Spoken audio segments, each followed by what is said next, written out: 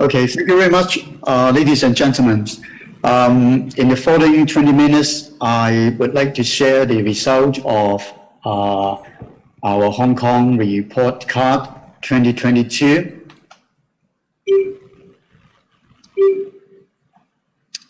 Yeah, first of all, I would like to take this opportunity to thank our partners, including the Active Healthy Kids Global Alliance and the support from Sun Life. They have generally support the production of the report card in some countries and jurisdictions in Asia, and fortunately, our city was one of those beneficiaries.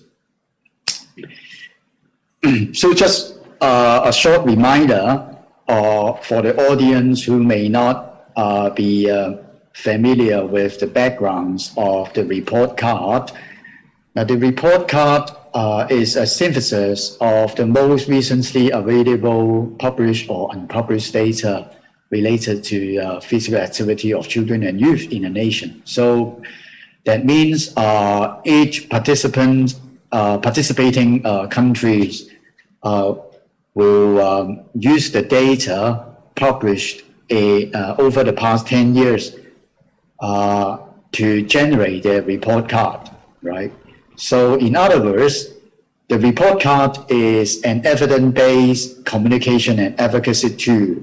It's not a study, a research study on its own right.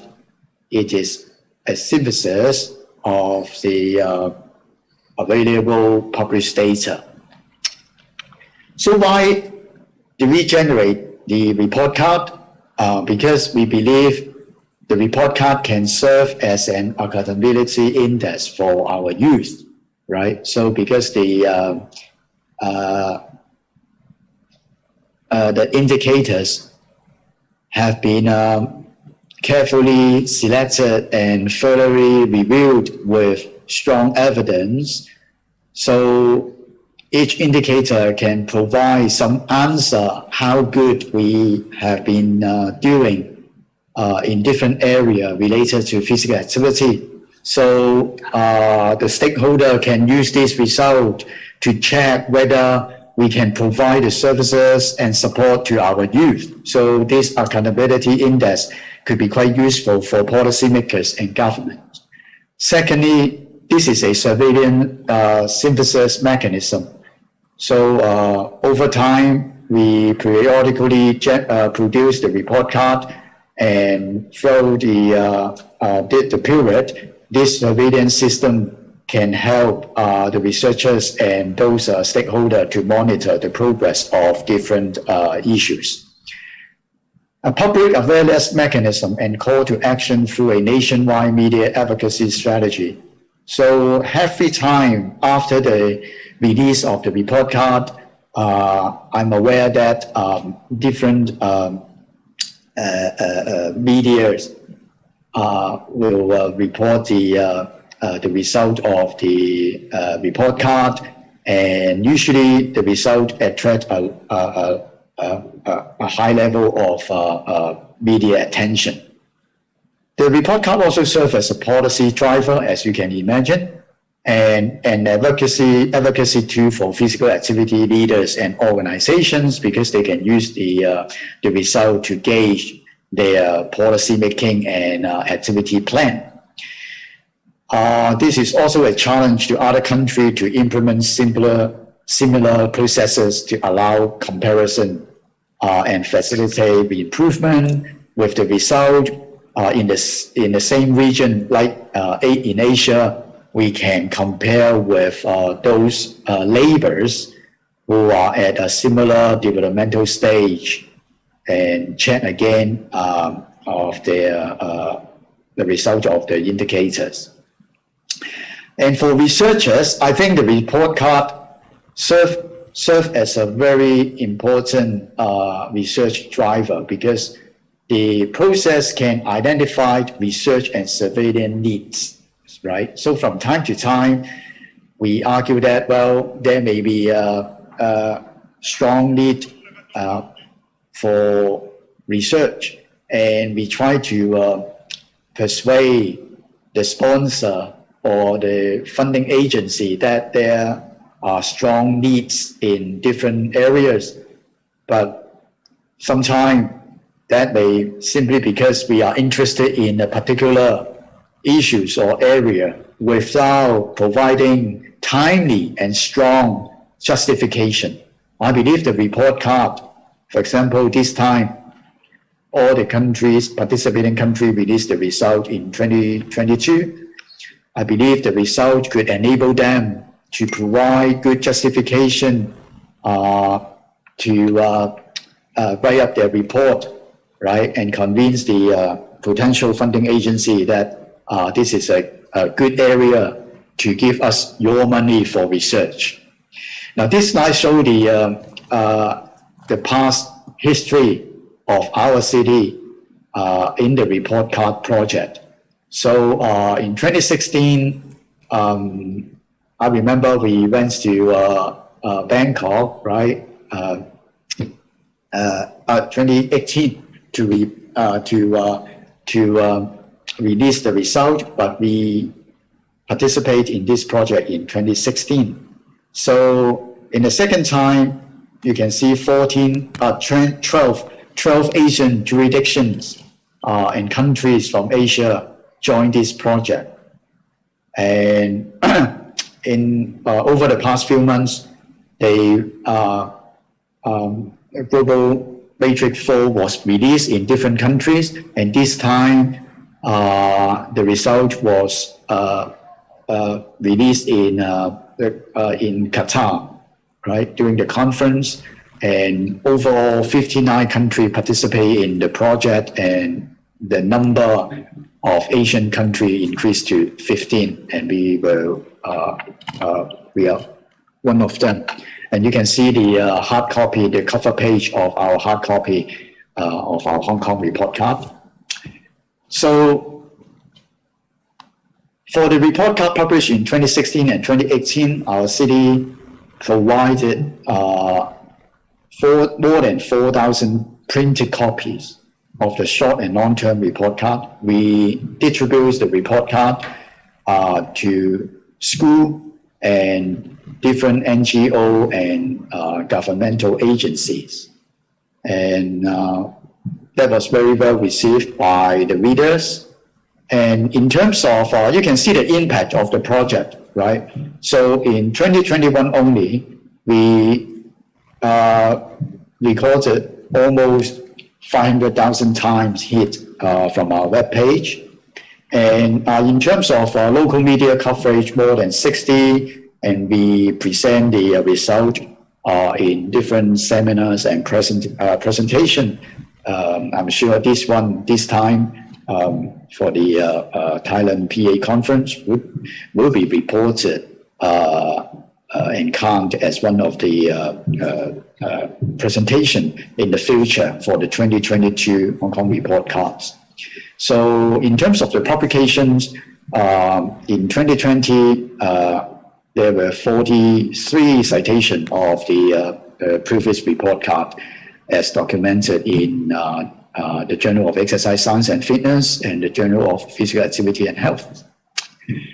Now this time, actually we kept all the members in the team. So we have 5 research work group members, including my colleagues from our department, from Sports Science and Physical Education, and we have another medical doctors from our School of Public Health. We have Dr. Wong from the Department of Sport, Physical Education and Health of the Hong Kong Baptist University. The Hong Kong Physical Fitness Association has always been one of our important organizational partners. So Dr. Sam Wong, the chief executive, provide us with tremendous help and connection in dissipating the result to the NGO and in Hong Kong. So we use the support to hire 2 project assistants, and we also engage more than 30 stakeholders to review the result and provide us with different comments, whether they like the preliminary ratings before we finalize the result. So in the 2022 Hong Kong report card, we used 12 indicators as shown in this slide. Some of you may be very familiar with those indicators that should be quite similar to the Thailand PA report card. So those indicators include overall PA, organized sport and PA, active play, active transportation, sedentary behavior, physical fitness, sleep, family, peers, community, environment, school, government, and obesity. The physical fitness and obesities are those indicators we would like to include in our Hong Kong report card. So some countries simply follow the original protocol to review the evidence for 10 indicators, right? But in Hong Kong, we have physical obesity and physical fitness as well.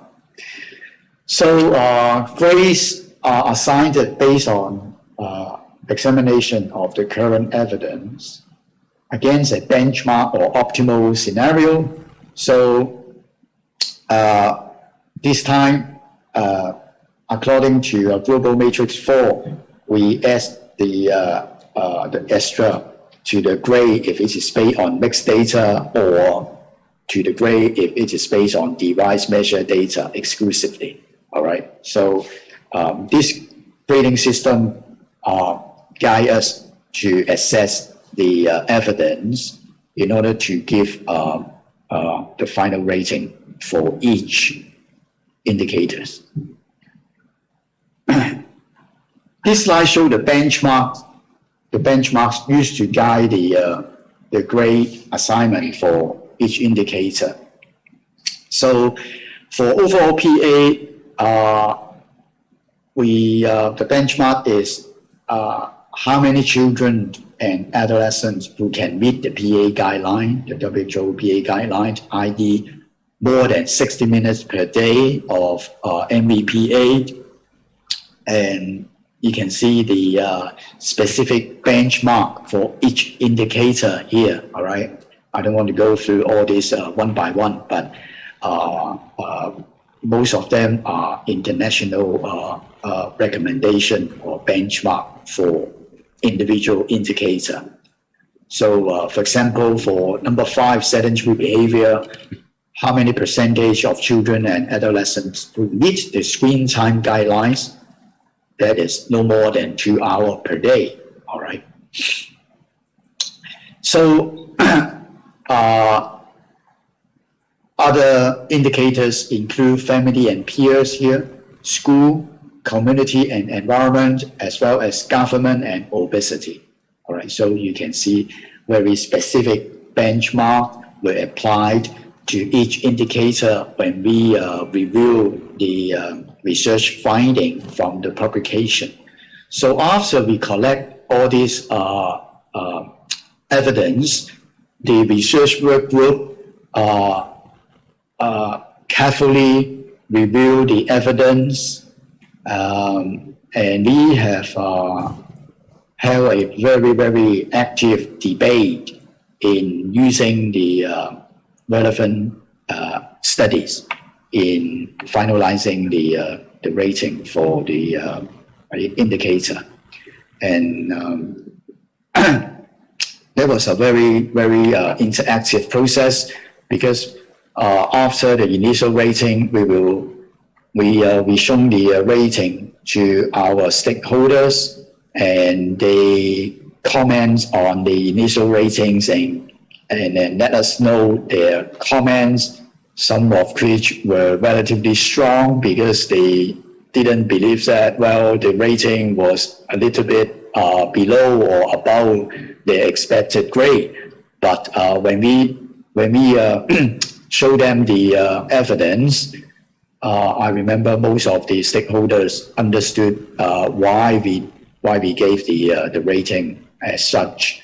So yeah, the process was very interesting, and sometimes it just made me feel that, well, as practitioner, without witnessing the evidence, you know, everyone has their own guess or belief, and sometimes the practitioner would simply rely on their experiences or, you know, belief to, formulate their strategies or policy. But this is exactly what I mean at the beginning of the presentation. One of the role of this report card is to identify the research area and provide evidence to justify your research need, because the rating was made on the evidence which we could identify from the publication. So the research work group review the evidence actively and come up with the final rating. So this slide shows the comparisons of 3 Hong Kong report cards. So this time, under the influence of COVID, you can see overall physical activity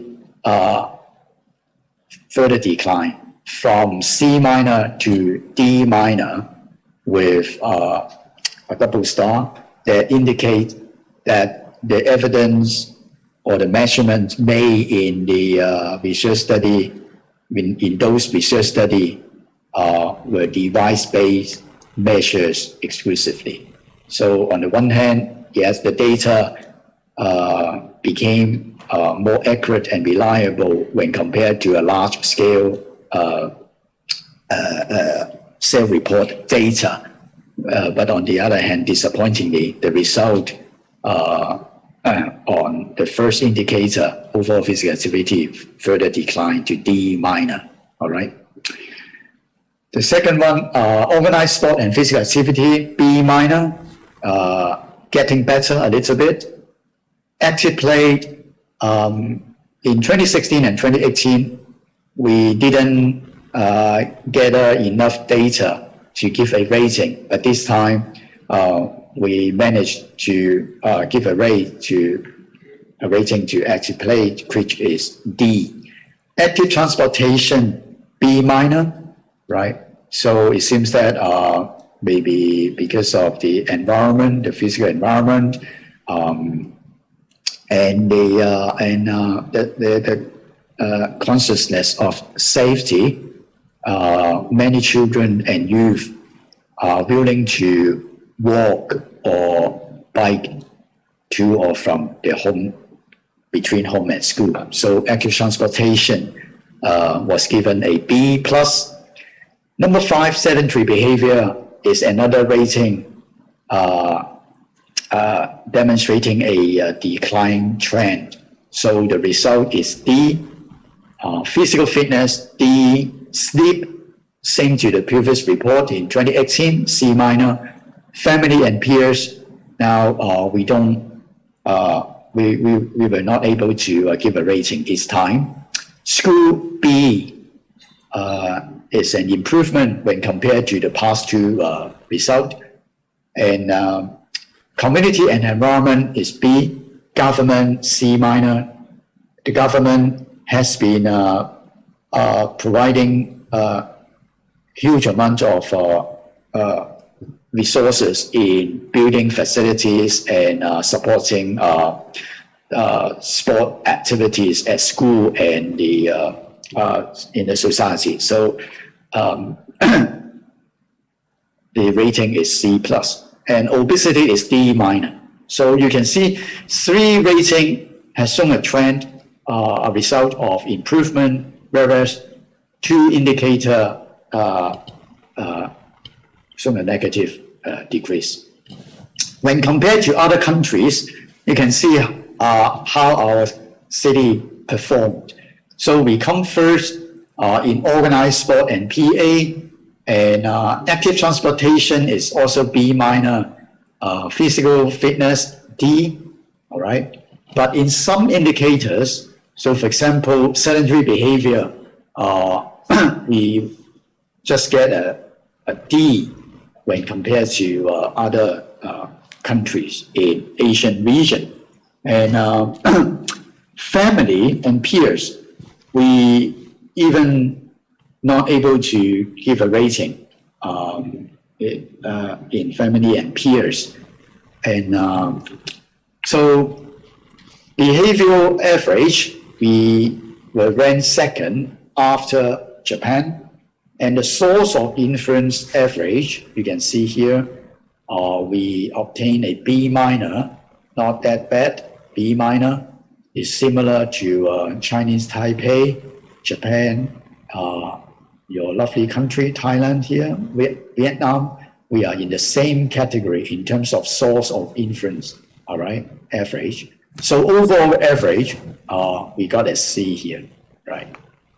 I think these comparisons are very interesting. So how to improve the grade? First, I think our government should enhance parental education, especially the importance of role modeling for supporting the children to be physically active. Secondly, we should encourage children active play within a safe and aesthetic community environment. Actually, our community environment is quite conducive to physical activity because Hong Kong is a relatively safe city. Invest to support sport participation and sport performance inside and outside school, aiming at increasing cardiorespiratory fitness. That is one of the important parameter on overall fitness, physical fitness. So the government should strongly encourage children to be engaged in different sport programs inside and outside school. Increase the availability of sport facilities. Use social media campaigns to promote healthy use of screen device. Yeah, we should educate our children and youth how to be wise in using the screen device, right? It is almost impossible to stop them from using their digit. I think this is even unreasonable nowadays. But forming a good behavior on screen-based use is very important. Finally, through cross-sector cooperation, the government needs to implement a territory-wide physical activity plan to promote broad-based physical activity for children and adolescents for fun, not simply to get more medals for the city, right? It is sport. I think if we have a very